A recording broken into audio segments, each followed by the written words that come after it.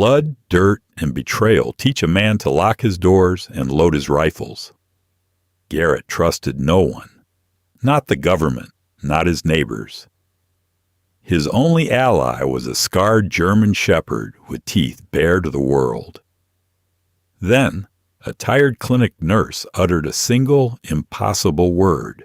Dust drifted through the harsh morning light cutting across the cabin floor, settling on the scarred wood like ash. Garrett sat on the edge of a bare mattress, his breath coming in shallow, ragged pulls. Sweat glued his gray t-shirt to his chest. His right hand clamped tightly over his left shoulder, fingers pressing into the thick, twisted mass of scar tissue that had suddenly flared into a burning, venomous red.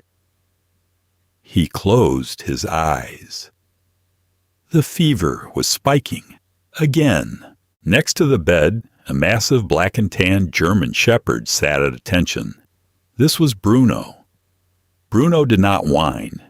He did not nudge Garrett's hand with his wet nose or offer soft, comforting whimpers.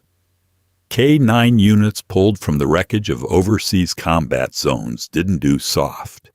Instead, Bruno held a rigid posture, his amber eyes locked on Garrett's face, his ears swiveled forward, intercepting the erratic rhythm of his handler's breathing.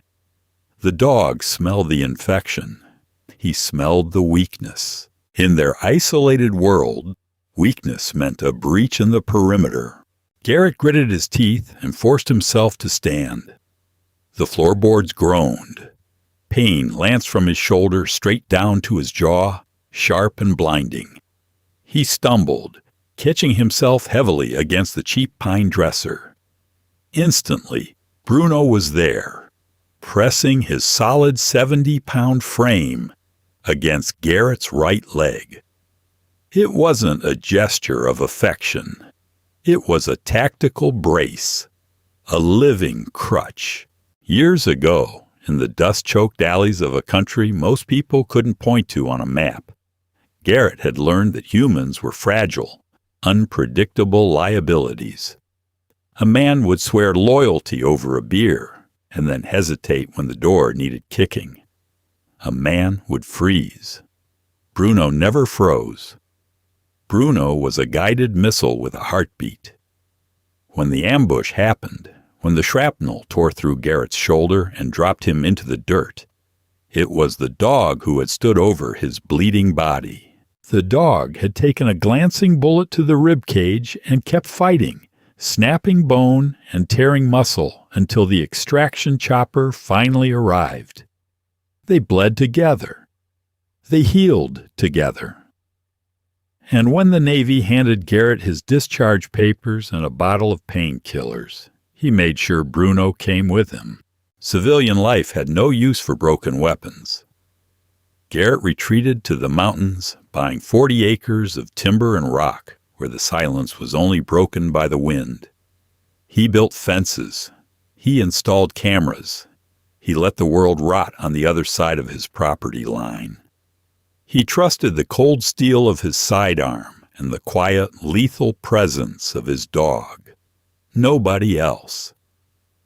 Today, however, the perimeter was breached from the inside. He moved to the bathroom mirror. His reflection was a stranger. Hollow cheeks, dark shadows pooling under his eyes, skin flushed with a dangerous, unnatural heat. The old wound had festered. He had tried packing it with gauze, flooding it with iodine, taking leftover antibiotics from a year-old prescription. Nothing worked. The infection was deep, tunneling toward the bone. Sepsis was a quiet killer, and Garrett knew the signs. If he didn't get broad-spectrum intravenous antibiotics by nightfall, he was going to die in this cabin. Survival instincts overrode his deep-seated paranoia. He grabbed his heavy canvas jacket off a rusted nail. Bruno tracked his movements, the heavy links of his titanium choke collar clinking softly. Garrett didn't use a standard leash.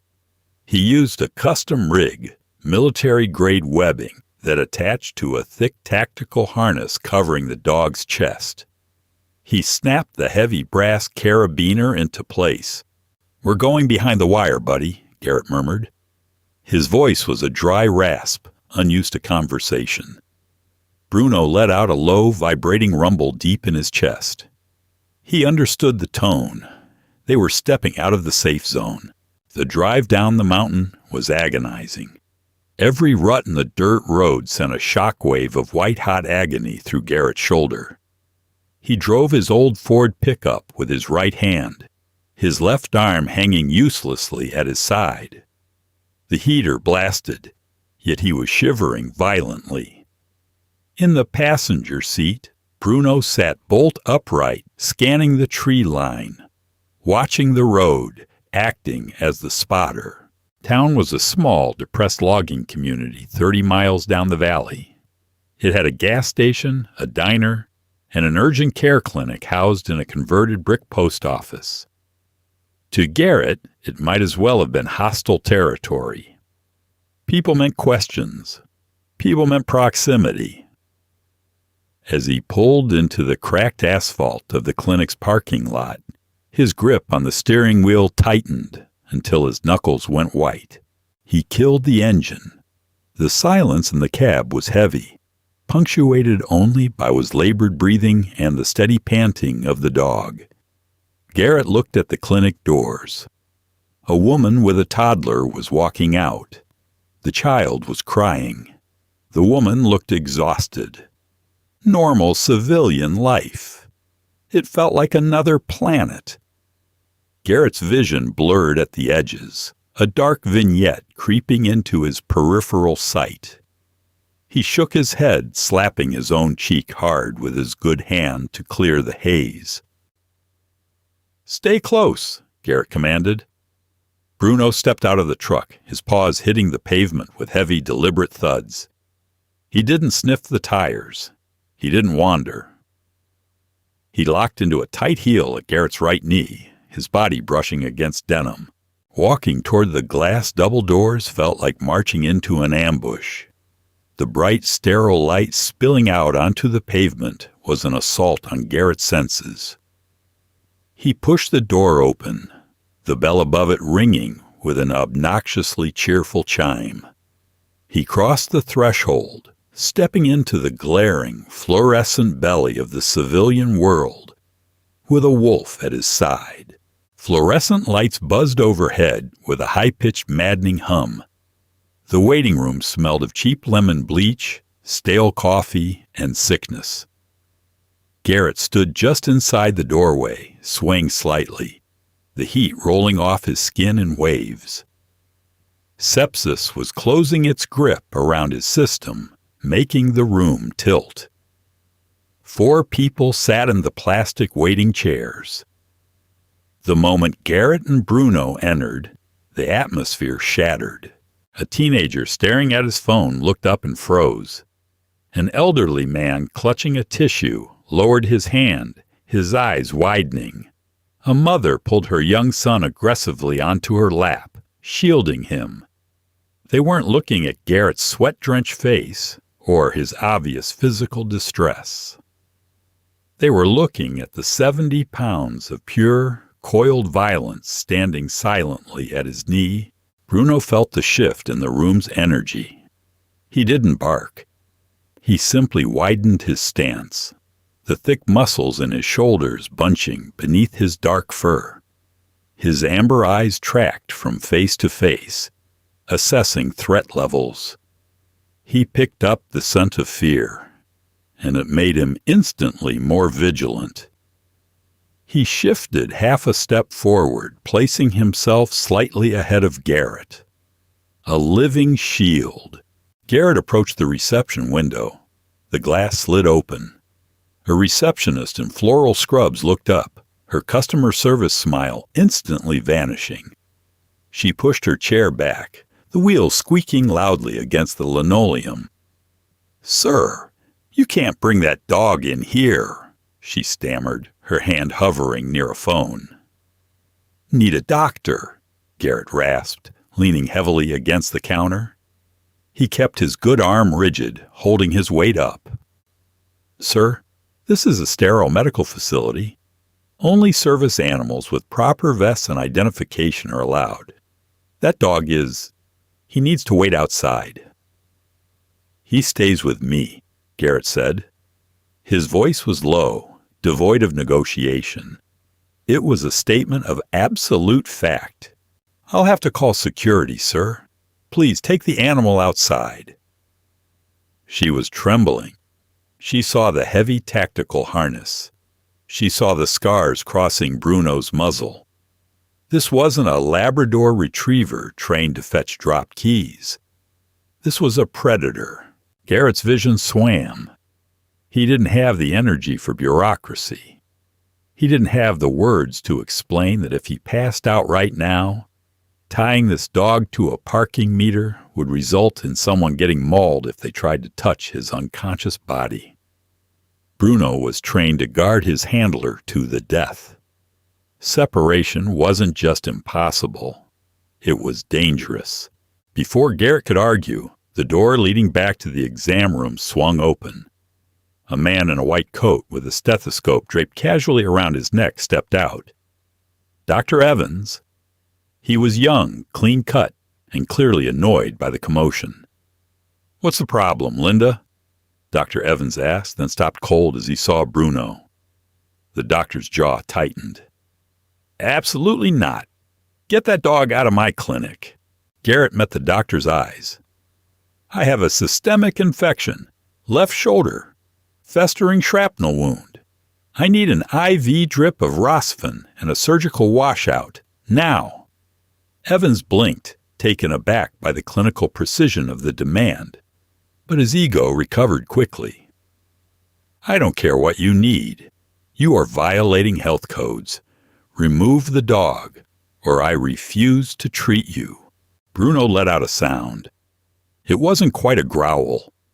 It was a low, mechanical vibration, a warning generated deep in his chest. He felt Garrett's rising blood pressure. He sensed the hostility from the man in the white coat. Bruno's upper lip twitched, exposing a fraction of an inch of a white canine tooth. The doctor took a fast, involuntary step backward. "Get out! I'm calling the police!" Garrett closed his eyes.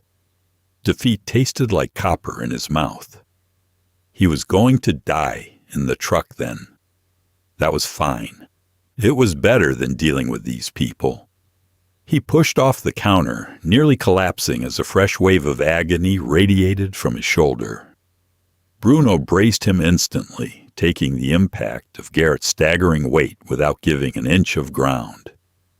"Let's go, Bruno," Garrett whispered, turning toward the door. "Wait." The voice cut through the sterile air. It wasn't loud, but it possessed a strange, heavy gravity.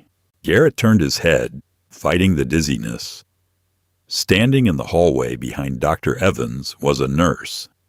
She wore faded blue scrubs and scuffed white sneakers. Her hair was pulled back into a messy bun. She looked like she had been working on her feet for 12 hours straight. She didn't have the panicked, wide-eyed look of the receptionist. She didn't have the arrogant, defensive posture of the doctor. She walked past Dr. Evans, completely ignoring his spluttered protests. She stepped directly into the waiting room, stopping exactly 3 feet away from Garrett and the dog. Her eyes scanned the situation. She didn't look at Garrett's face first. She looked at his posture. She noted the defensive way he guarded his left side. Then, she looked at Bruno. Most people looked at K9s and saw a monster. They stared at the teeth, the size, the predatory stillness. This nurse looked at the heavy-duty harness. She looked at the specific way Bruno positioned himself to physically prop up the failing man. She noticed the dog's absolute discipline. He was agitated, ready to strike, but holding perfectly still because he hadn't been given a command. "He's acting as a mobility brace," she said, her tone completely level. It wasn't a question. Garrett stared at her, his breathing ragged. He nodded once. And he's perimeter guard. He won't let us touch you while you're conscious, let alone if you pass out, she observed calmly. Dr. Evans stepped forward, his face flushed. Claire, step away from that animal. I've already told him to leave. Claire didn't look back at the doctor. He has a fever of at least 103, Mark. Look at his skin. He's tachycardic. If he walks out that door, he's going into septic shock in the parking lot. We are treating him. Not with that beast in my exam room. Then we put them in Trauma Bay 4. It has a heavy door. It's isolated, Claire said, her eyes never leaving Garrett's. You want to live, sir? Garrett swallowed dryly. He stays with me. I know, Claire said softly. She took a half step closer. Instantly, Bruno's hackles rose. The low, vibrating growl started again, louder this time. A clear, unmistakable warning. Do not approach the handler. Garrett tightened his grip on the heavy leash, his fading strength barely enough to hold the dog back if things went south. Claire stopped. She didn't show fear, but she showed profound respect for the explosive power in front of her. She looked deep into the dog's amber eyes. She didn't smile. She didn't offer the back of her hand like a foolish civilian trying to make friends. She squared her shoulders, locked eyes with the K9, and dropped her voice an octave, snapping out a single, sharp word. Blue! The word cracked through the sterile, bleach-scented air, sharp and guttural. It wasn't a request. It was a command delivered with absolute, unquestionable authority. Bruno froze. The low mechanical vibration in his chest cut off instantly. His amber eyes, previously locked onto Claire's throat, flicked upward to meet hers. His heavy, pointed ears twitched, processing the phonetic structure of the syllable. Garrett blinked through the suffocating haze of his fever, his exhausted mind struggling to filter the sound. Blue, in the chaotic, dust-choked theaters of war. Blue wasn't a color. It was a lifeline. Blue force. Friendly. It was the specific tactical command handlers used to tell their highly conditioned dogs that an approaching stranger wasn't a combatant, but an ally. Civilian nurses in rural logging towns didn't know that word. They definitely didn't know the exact, flat, dominant inflection required to make a combat veteran shepherd stand down. Claire held her ground. She didn't break eye contact with the animal. She kept her hands open, relaxed at her sides, projecting calm confidence. No sudden movements. No scent of panic.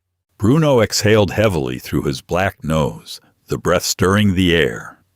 He looked up at Garrett, waiting for the handler's override. Garrett's vision was narrowing to a dark tunnel, black spots dancing in the corners of his eyes.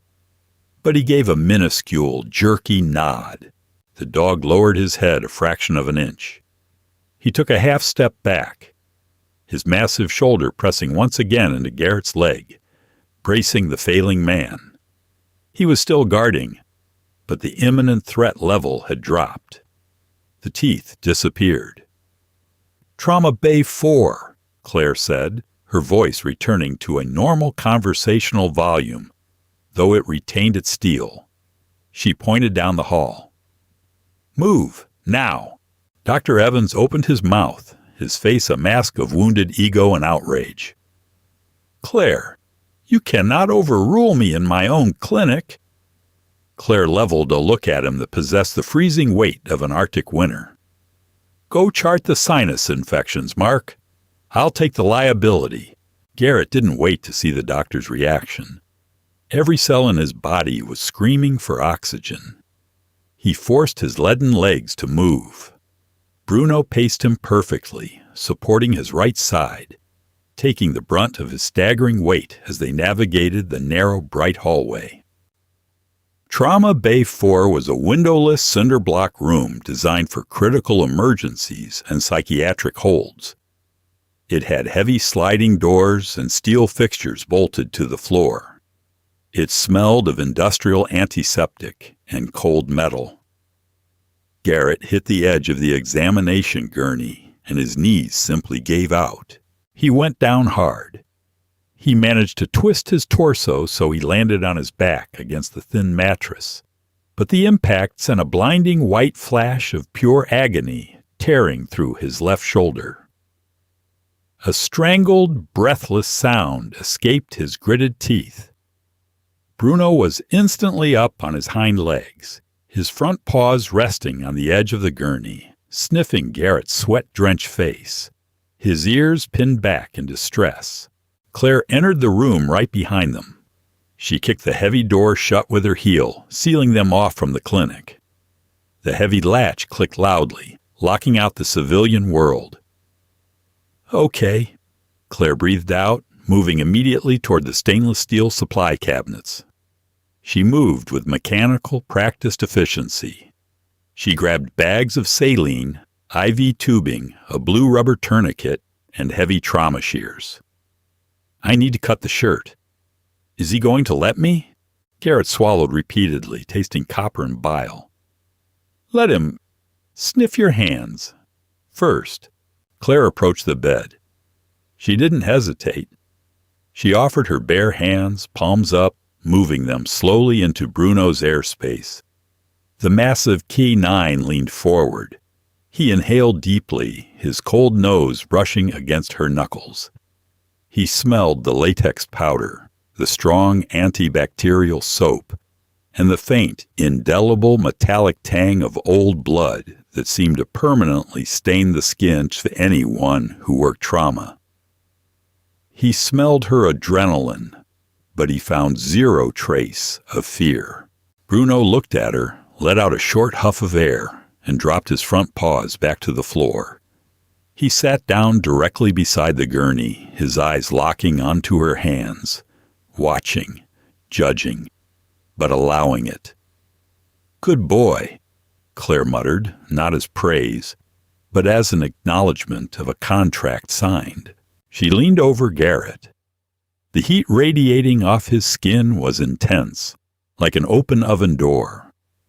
Without asking permission, she slid the blunt edge of the trauma shears under the collar of his gray t-shirt and sliced downward. The cheap fabric parted with a ripping sound, exposing his chest and the massive, angry swelling of his left shoulder. The scar tissue was dark purple, raised and twisted from old shrapnel. Right in the center, a pocket of infection had formed, red and furious, streaking hot, poisonous lines down his bicep and across his collarbone toward his heart. Claire's expression didn't change. She didn't wince. She simply reached for the iodine swabs. "You've been nursing this for days." "Tried to wait it out," Garrett rasped, his eyes squeezing shut against the pain. "You can't wait out sepsis. Your blood pressure is tanking." She tied the rubber tourniquet around his good right arm, tapping the crook of his elbow firmly to raise a vein. She swabbed the skin, leaving a dark yellow stain. Bruno shifted his weight, letting out a low, vibrating whine as he saw the needle in her hand. "Easy," Claire said softly, her eyes entirely focused on the vein. "I'm fixing him. Watch." She slid the needle in with expert precision. A flash of dark blood filled the plastic chamber. She taped the line down fast, hooked up the saline, and immediately pushed a massive dose of broad-spectrum antibiotics directly into the port. Garrett felt the cold rush of the fluid entering his bloodstream. It was a sharp, shocking contrast to the boiling heat of his fever. He looked at the woman leaning over him. Her jaw was set, Her eyes were exhausted, but fiercely focused. "Where did you learn—" Garrett's voice failed him. He coughed, a dry, rattling sound that shook his ribs. "Learn what?"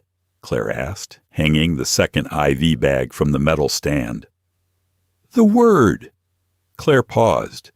She looked down at him, then down at the dog sitting like a gargoyle on the linoleum. Bagram Airfield, 2014. I was a forward surgical nurse. We patched up Marines, locals, and a whole lot of fur missiles just like this one. You learn the commands, or you lose fingers. Garrett closed his eyes. The tension that had been holding his spine rigid for the last 3 years finally, fractionally, began to uncoil. He wasn't surrounded by oblivious civilians. He was in the hands of someone who knew the smell of the dust, the sound of the rotors, and the cost of survival. "Rest," Claire ordered, pulling a coarse, heated blanket over his chest. "I've got the perimeter." Garrett let the darkness pull him under. For the first time in a very long time, he didn't fight it. Time lost its meaning, marked only by the steady beeping of a heart monitor and the quiet hiss of oxygen. When Garrett finally opened his eyes, the glaring fluorescent lights were gone. The room was bathed in the dim blue glow of medical machinery. His mouth tasted like dry cotton. His shoulders still throbbed fiercely, but the blinding, poisonous heat had receded into a dull ache. He turned his head slowly. The IV tugged at his hand. Bruno was asleep on the cold linoleum, his massive head resting firmly across Garrett's boots. Even in sleep, the K9 maintained physical contact. A grounding wire. In the corner, illuminated by a tablet screen, sat Claire. She was quietly typing, her glasses reflecting the glare of medical charts. Garrett shifted, rustling the mattress paper. Instantly, Bruno's head snapped up. Amber eyes locked onto Garrett's face. The dog let out a high-pitched whine, standing and pressing his cold nose against Garrett's good hand.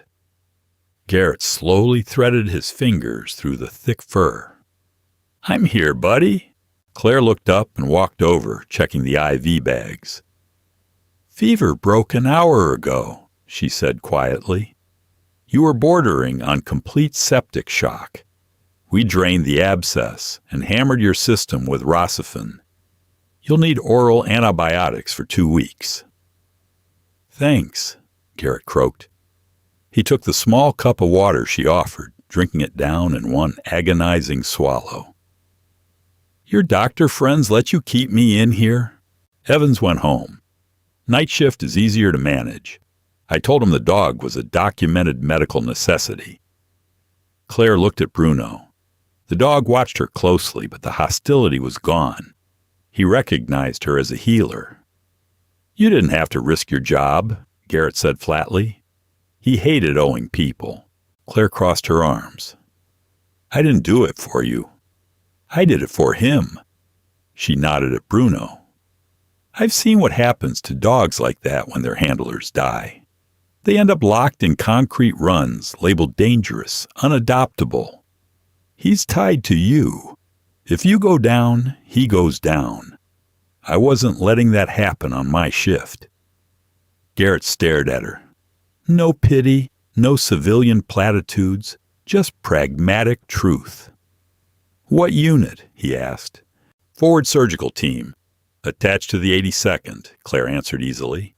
"Saw a lot of guys like you. Guys who come back, buy dirt in the middle of nowhere, and pretend the rest of the species doesn't exist." Garrett stiffened. "It works." "Does it?" Claire countered, her tone heavy with reality. "You almost died today because you were too stubborn to come off your mountain. That dog is trained to take a bullet for you, but he can't fight bacteria. You forced him to sit there and watch you die slowly because you were too proud to ask for backup." The words hit harder than physical blows. Garrett looked down at his hand, still buried in Bruno's fur. "He's all I've got," he muttered. The admission tasted like ash. "Then take better care of yourself," Claire said. "Next time you ignore an infection, I might not be on shift, and Evans will call animal control." Silence fell. It wasn't the isolating silence of the mountain cabin. It felt shared. Garrett pushed himself up. The room spun before settling. He swung his legs over the edge of the gurney. "What are you doing?" Claire asked. "Leaving. I haven't cleared you. The fever's broken. I'm not sleeping in a hospital bed." He grabbed his heavy canvas jacket, wincing as he favored his bandaged shoulder. Claire knew better than to argue. She grabbed a small paper bag and tossed it to him. "Amoxicillin clavulanate. Twice a day with food. Finish the bottle, or the infection will come back worse and kill you." Garrett shoved the bag into his pocket. He didn't know how to thank someone who had seen right through his armor. "Claire," he said. She looked up. "I appreciate the perimeter." Her mouth twitched in a tired smile. "Drive safe, soldier. Keep the dirt out of that wound." Garrett grabbed the leash. "Heel." Bruno snapped to attention. They walked out of Trauma Bay 4, through the empty clinic, and into the cool mountain air. The drive back was slow, but the crushing weight of the fever was gone. Garrett parked next to the dark cabin. The silence of the timber land wrapped around them, familiar and deep.